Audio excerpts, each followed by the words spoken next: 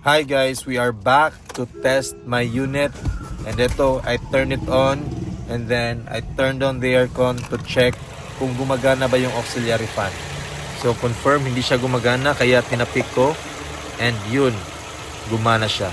After reading some comments sa previous video ko and also talking to my friend na mekaniko, I confirmed by the descriptions na ito talaga yung problema, yung auxiliary fan. At hindi pa ako nakontento, I did it the second time para i-convince ko yung sarili ko na sira na talaga yung auxiliary fan or radiator fan. As you can see, hindi na naman gumana kaya pinihit ko and yun, gumana siya.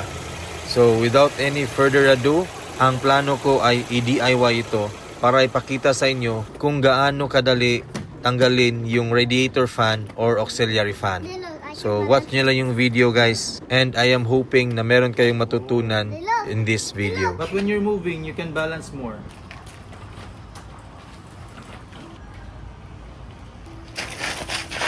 There, no, not to balance. Very good. Well, I'm in a hill. I can When you're make... sloping down, Yes. While I'm in a doopy loop, I can hold on. oh really? Yes. Very good. With two hands, while I'm grown up, I'm gonna do like you a little bit no hands. Okay, you practice more. Okay. You practice more. I need to fix the car. Can I help? Can I help? Later. Okay, can I help you with that, with the screwdriver? Later, when we put it back, okay? Yes. So heto guys, after natin tanggalin yung mga nakaharang, first thing to do is to disconnect this harness. And you can see na clip type lang pala ito. Madali lang siyang tanggalin as long as you know the mechanism. One thing I realized guys, hindi na pala kailangan tanggalin yung mga coverings dito sa taas. Tignan nyo lang yung clip kung paano siya tanggalin. And as easy as that, nakuha ko na siya. DIY pa more. I think we can test this. Let's try. I will turn on the engine and turn on the aircon. We'll see.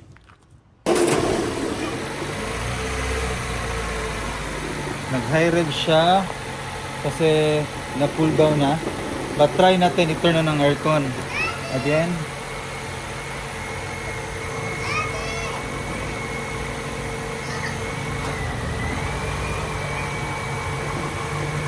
So, gumana siya. Gumana siya but very weak. Turn off na natin.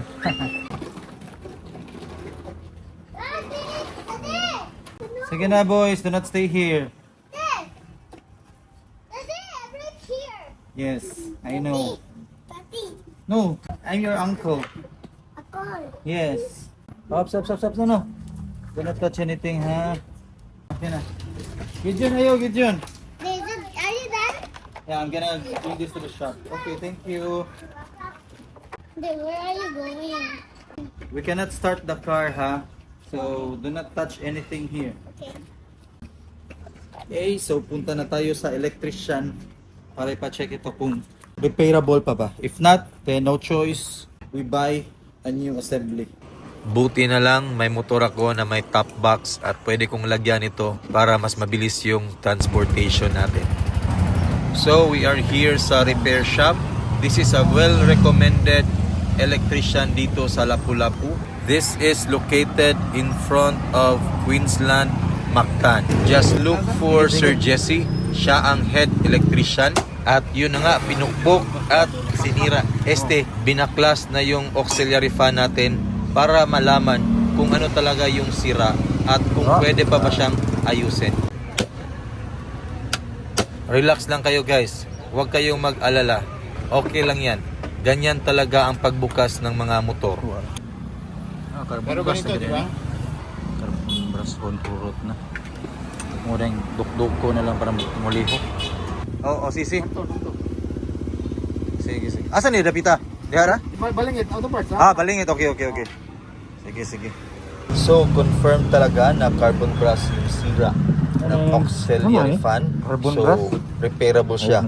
Oh, All I universal. need is the universal Kanila? carbon brush para mapagawa siya. I am back sa shop and pakita ko sa inyo kung ano talaga yung itsura. So ito siya guys, manipis na talaga at that's the reason why naglo-lost contact siya. Kasi meron kasi siyang stopper and through time, nauubos yung carbon brass dahil sa friction caused by the rotation of the armature. Since universal yung nabili natin na carbon brass, nililiha siya para mag-fit siya sa stock na carbon brass. Ganito kasi kalaki yung stock na carbon brass compared natin sa nabili kong carbon brass. Kaya kailangan siyang iliha para mag-fit siya sa casing. So pagkatapos ilagay lahat ng carbon brass at masulda, isasarado na ulit yung motor. Kaya pupukpukin na naman. No worries guys, kasi ito talaga yung paraan or yung method para sa pag-repair ng motor. Eto na, i-assemble na siya para ma-test kung gumagana siya at malakas ba yung hangin na ibubuga ng fan.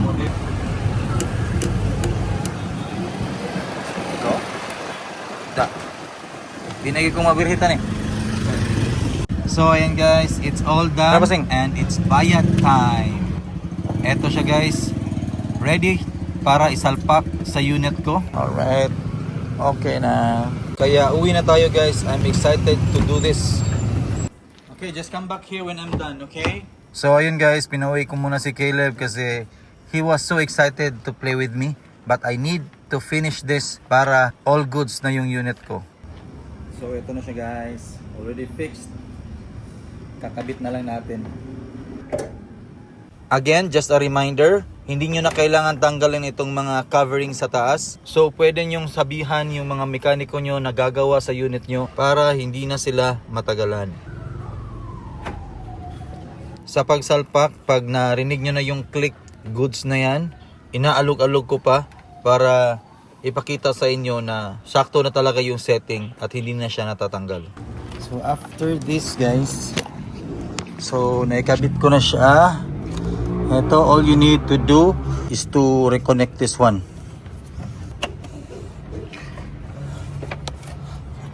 Yun. We're all good. Ha. So on natin yung engine.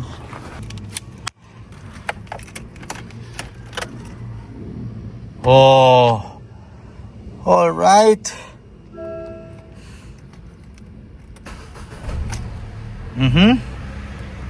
Let's see.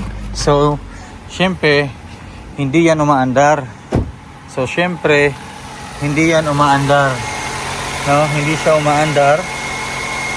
Let's wait until few minutes pag nag-stabilize na yung engine and then turn on natin yung aircon. Yun. Okay na. So, on natin yung aircon. And we'll see kung malamig ba. Yun. May nag-snap. And malamig yung aircon guys. So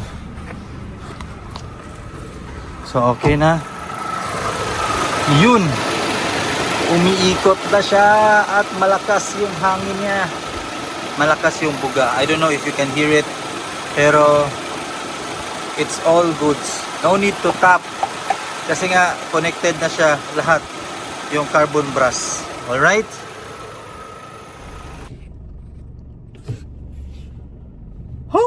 So, ayan guys. I am done with my task for today. I have finally fixed my car. No? Thanks to the help of my mechanic, Brad Nomer. And to the electrician. So, now, my car is finally fixed and it's no longer overheating. No, so thank God. Question is, nakamura ba ako or napamura? Joking aside guys, I've asked the casa and the suppliers, basta yung whole assembly ng auxiliary fan nagko-cost siya ng more than 5,000. So, para sa akin medyo mabigat. At the same time, I have the experience kasi na before pwede talaga siyang ma-repair. So, I have in mind na gusto ko siyang i-try na pabuksan, and mismo yung electrician yung magsasabi sa akin na, sir, hindi na talaga pwede, sunog na siya. So, yun nga. When I went there, okay lang, carbon brass lang yung kailangan kong palitan and labor nila. So, question, magkano yung nagastos ko? 800 para sa labor, and then materials 180 para sa carbon brass, and then 30 pesos para sa sandpaper. So 210 plus 800, 1,010. How about my time? Half day lang or less than half day? Kasi binaklas ko siya around 8:30, natapos ako mga almost 10. Pumunta ko doon, pinaayos, bumalik ako dito before 12, and mabilis lang yung pagkabit. So sabihin natin half day. Half day ko nasa 450. So not bad. 1,010 plus 450, 1,460. Not bad compared to the 5,000 plus, I mean compared to the more than 5,000, and mas mahal nga pala sa kasa. So para sa akin, nakatipid ako. At the same time, I have learned something in this experience, and pwede na ako makatulong sa iba.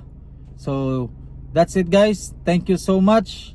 For me, this is a good experience and a good learning. Thank you so much, guys. I'll see you on my next vlog. By the way, this is the first major defect ng unit ko after more than 5 years, almost 6 years. So not bad kasi wear and tear naman yun. So that's it, guys. Thank you for watching. I'll see you on my next vlog. God bless. Be safe. Drive safe.